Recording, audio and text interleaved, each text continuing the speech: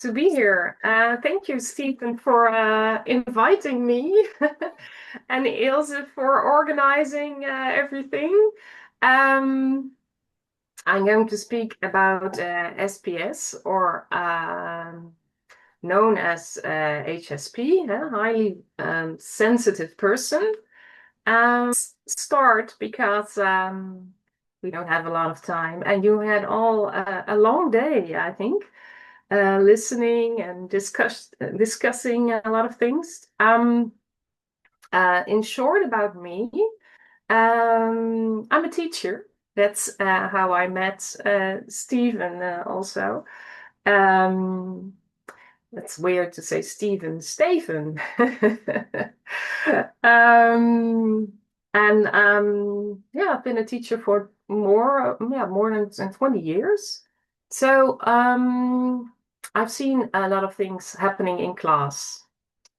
Children who and pupils and students who struggle with a neurodiversity, um, and parents that have a hard time communicating to school and finding out how they can meet the needs of their child.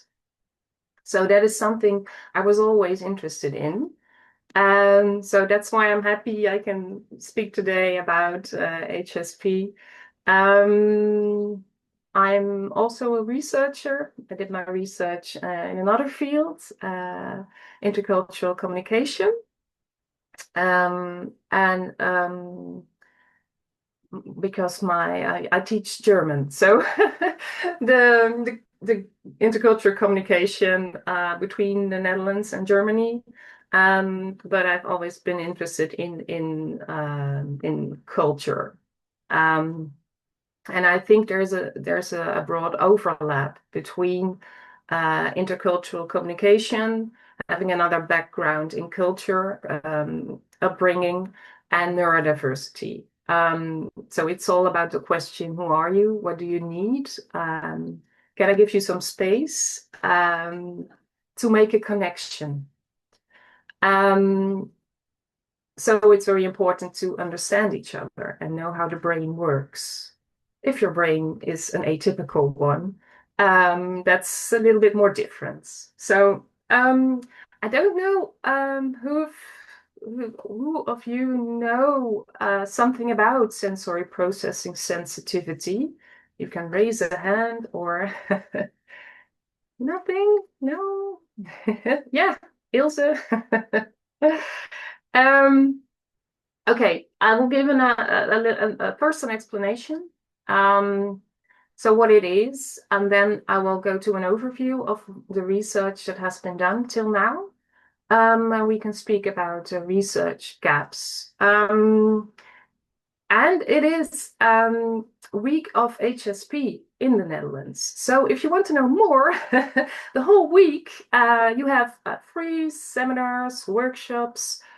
I'm also a coach, teacher, trainer. So I went with my coachees for a walk in the woods this week.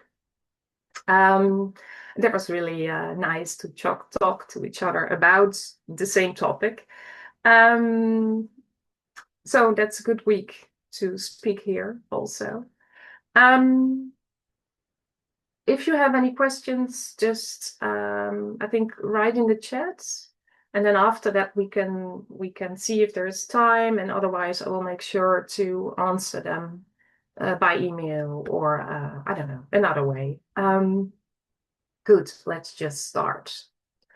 Most important characteristics of SPS or HSP is deeply processing, being empathic, emotional reaction, and easily overstimulated.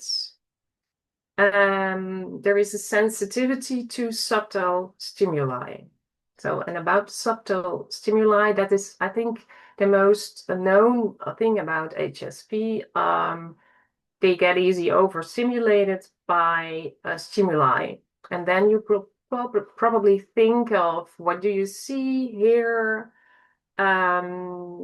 taste? feel the clothing. Some people cannot stand woolen sweaters. But there are a lot more stimuli we are not always aware of. So you can have inner emotional feelings that are stimuli, so giving reactions in your body. Physical ones, if you have pain, cognitive ones, if you're overthinking things. And also very known is the social stimuli. If you go to a birthday party and you know already, okay, I feel a lot of things in the room. That's a lot. They are all day, everywhere.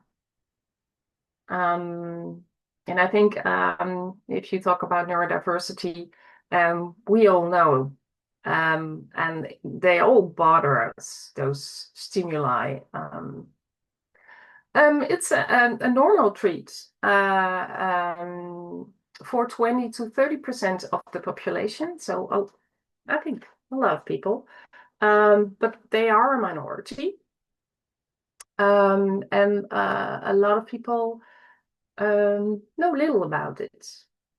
But 1 in 5 is highly sensitive, a highly sensitive person.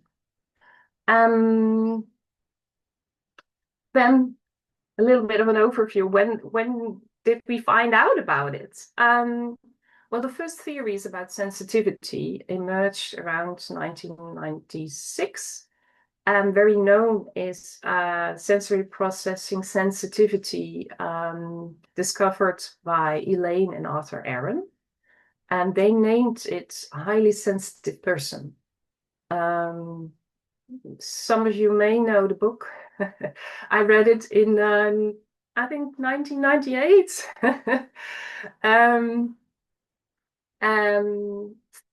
But in the same time, around mid-90s, also the research of Jay Belsky was published, Differential Susceptibility, a research on pupils and infants, about the environment, negative and positive environments, and what they do for sensitive people.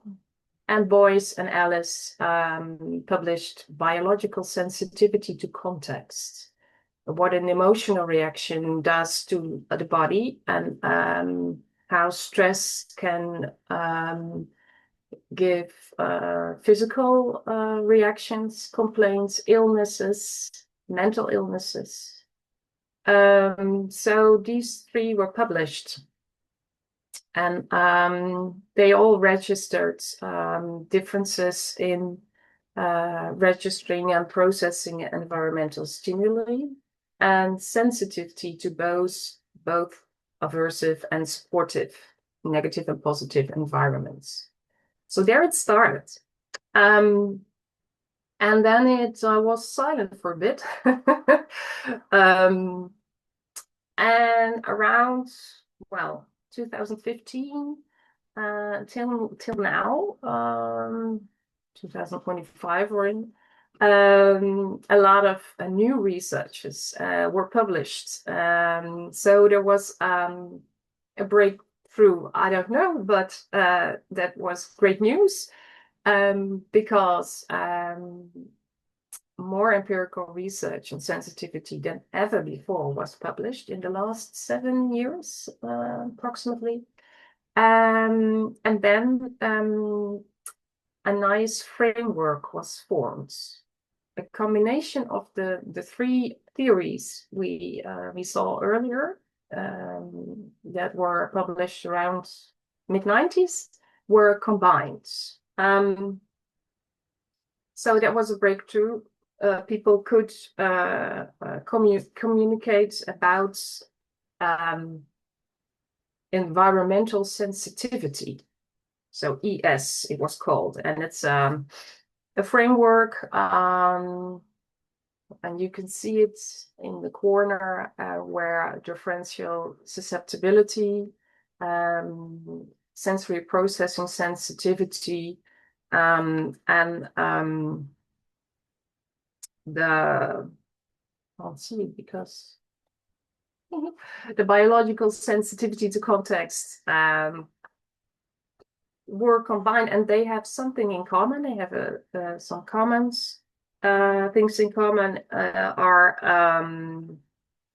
it's considered that sensitivity is an evolutionary advantage only if a minority of a population is highly sensitive. If we go back and think of the old days, the little villages where people lived together, there were always 1 in 5, 20%, 20 to 30 people that were highly sensitive. And these were the people that would smell things that were funny, maybe smoke, would see danger, and would say, hey, something is not okay. We need to leave. Or so they warned the other people, and they made sure the group was safe.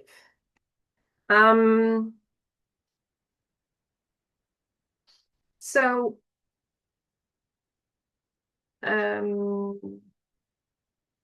around this time, I think 2015, it is really considered as an evolutionary conserved adult personality trait. So that's not a diagnosis, it's really a trait. And it's documented in over 100 species. So not only the people, but also the animals.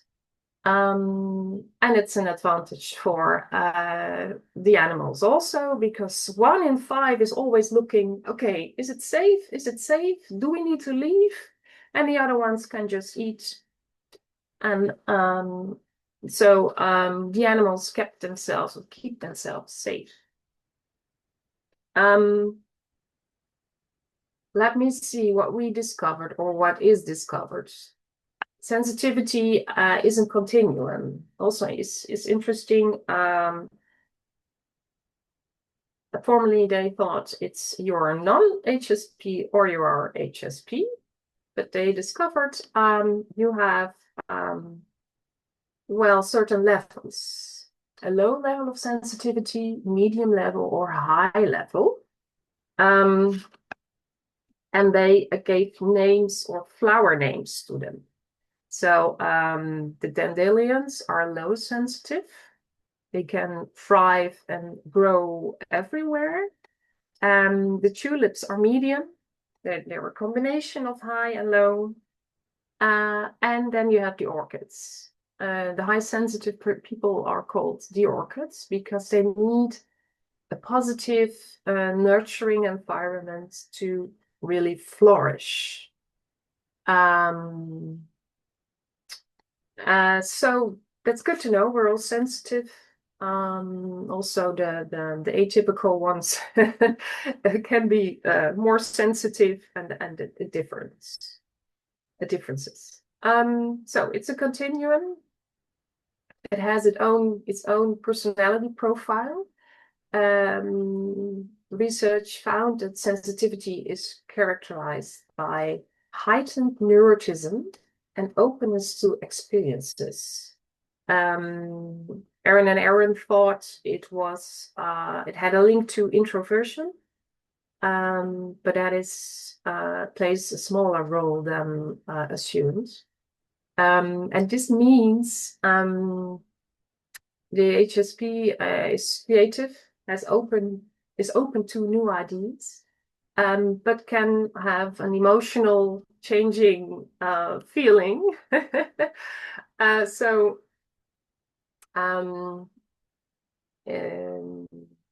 that is research from 2021. It's not that old.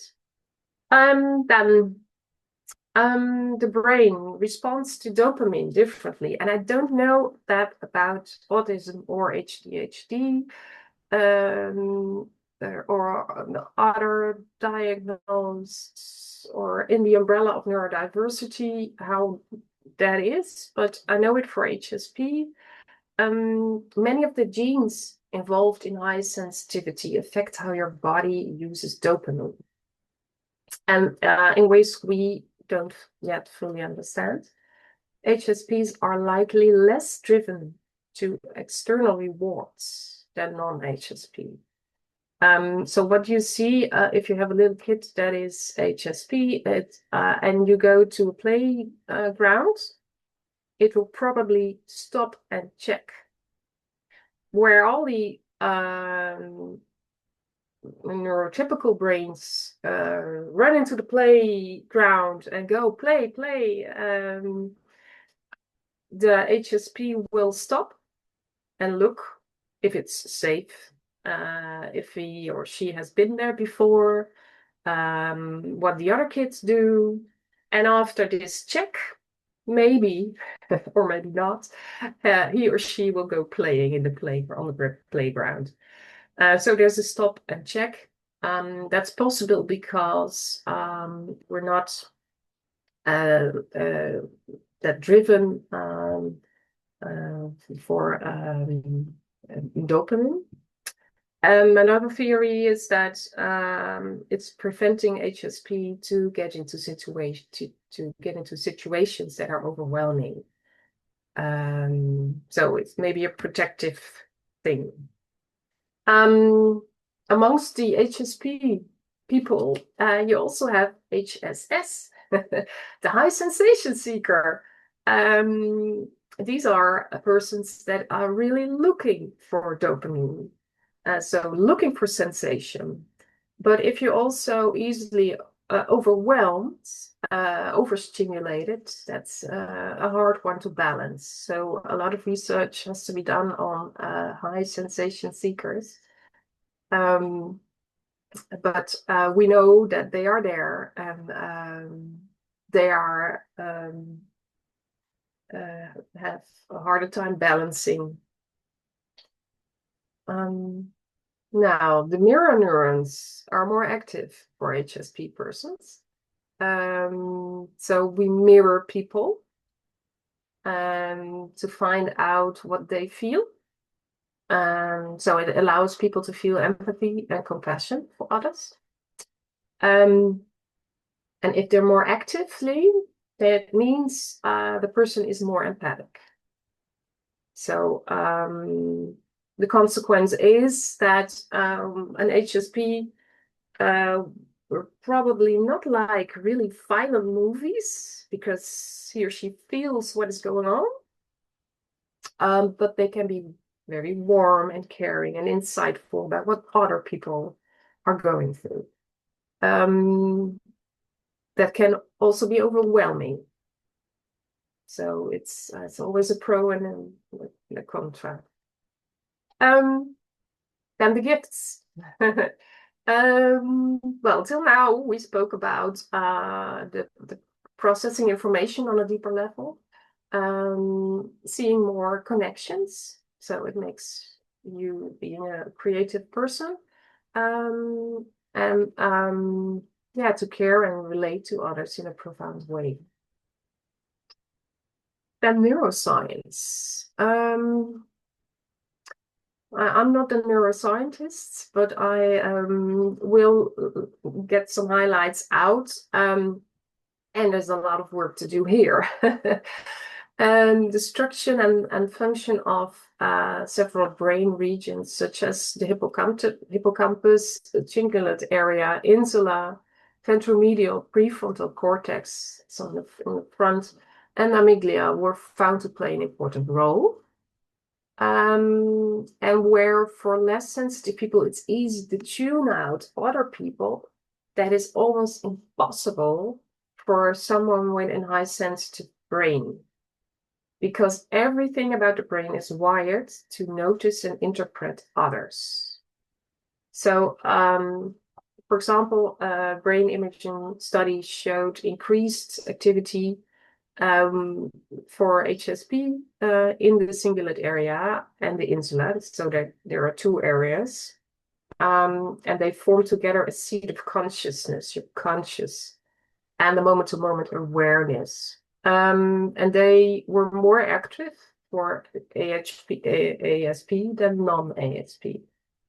And then the role of the ventromedial prefrontal cortex, that's at the front, is this part is hooked to several systems involving emotions, your values, and processing sensory data. It is not completely understood yet, but it makes an ASP person live through emotions. So innerly, the emotions are very vivid because of this part of the brain. It enhances the things we experience. Yep. Then the plasticity theory about the genes. Are there particularly genes that are responsible for this personality traits? Well, there's a mix. There's a lot of it together. But ASPs may be more likely to carry the short variant of the serotonin transporter gene. And it's described as a plasticity gene. It contributes to having a stronger response to the environment in general, so the things around you.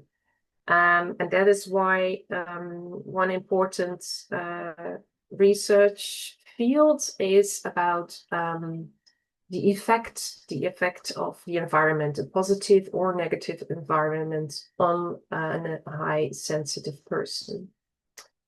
So in a good environment, it's the tendency of HSP to really rocket ahead and not doing okay, but really excel.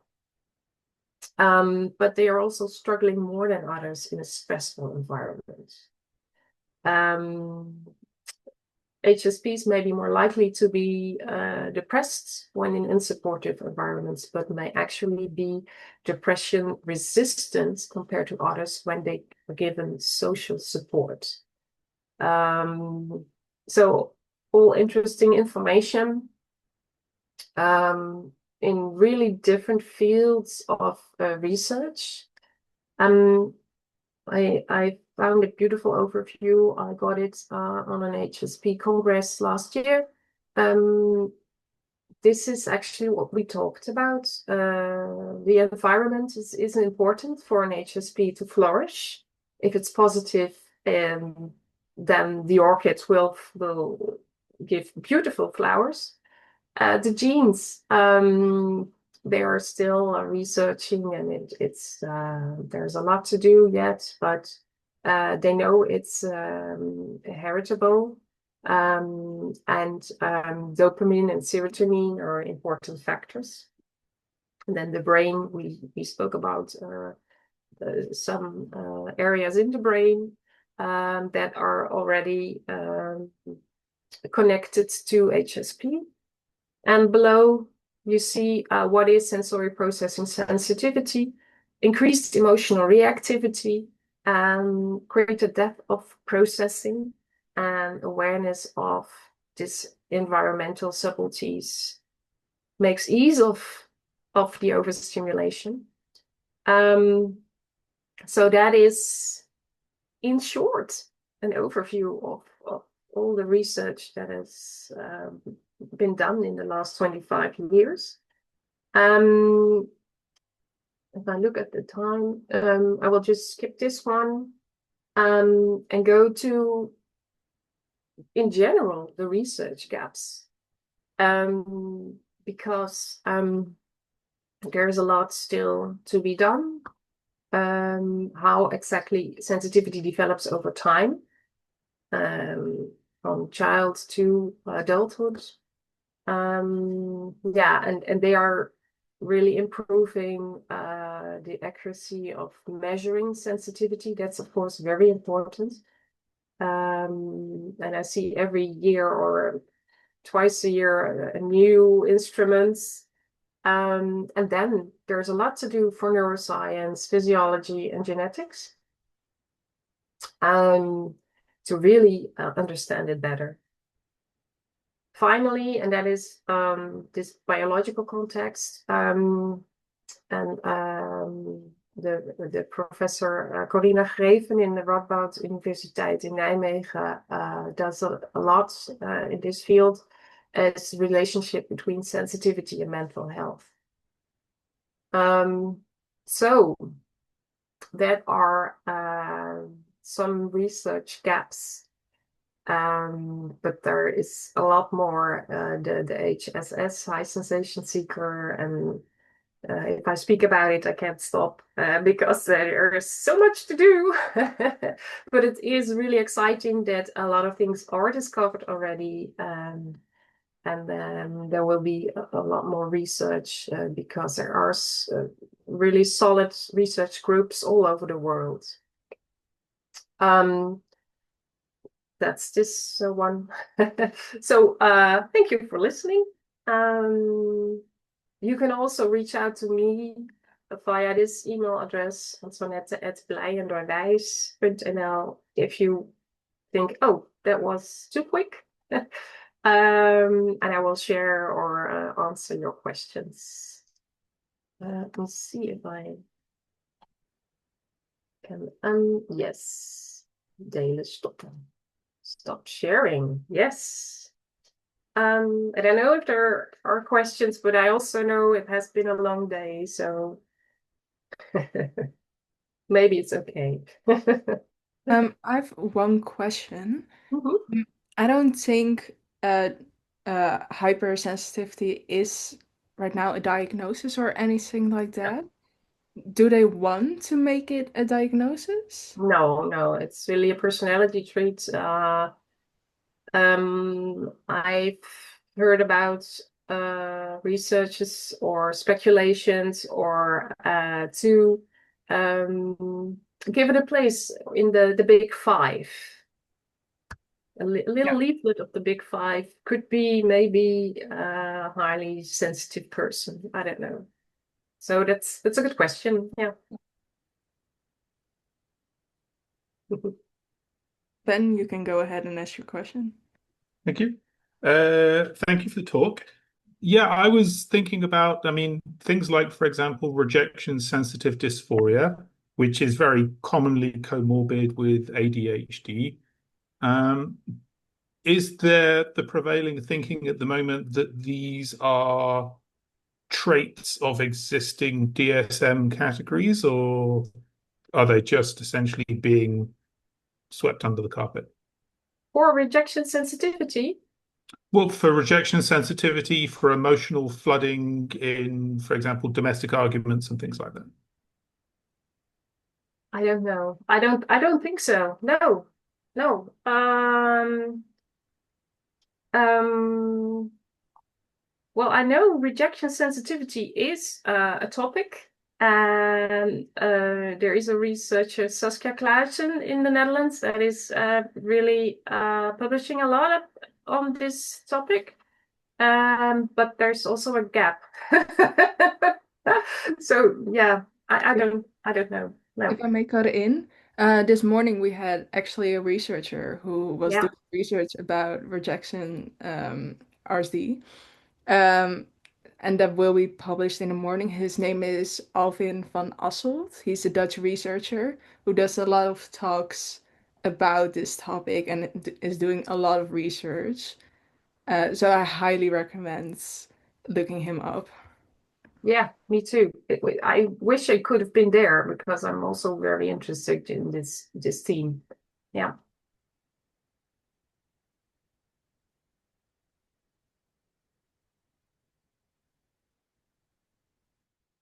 May I? Of course. Okay.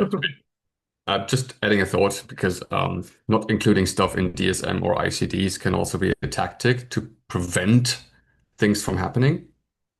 And just to think about what are those things, projects, features like RSD, for example, that we fight to implement and stress. And they're like still prevailing, and so they manifest as a core feature. So why doesn't this, like, we deserve that to be a topic uh, or part of the discussion. Yeah, that was my 2 cents.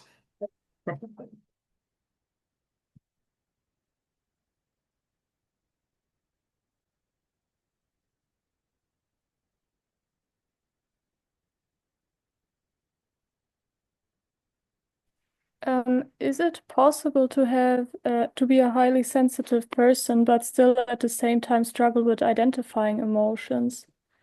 As in feeling them, but not being able to tell what they are, and yeah, what would help people that have that? Yeah, that's a very good question. You feel, yes, they call that the empty feeling. So if you're an HSP, you're so directed outwards. Everything around you is important. So you learn in a very early age, okay, the other person is more important than what I feel. So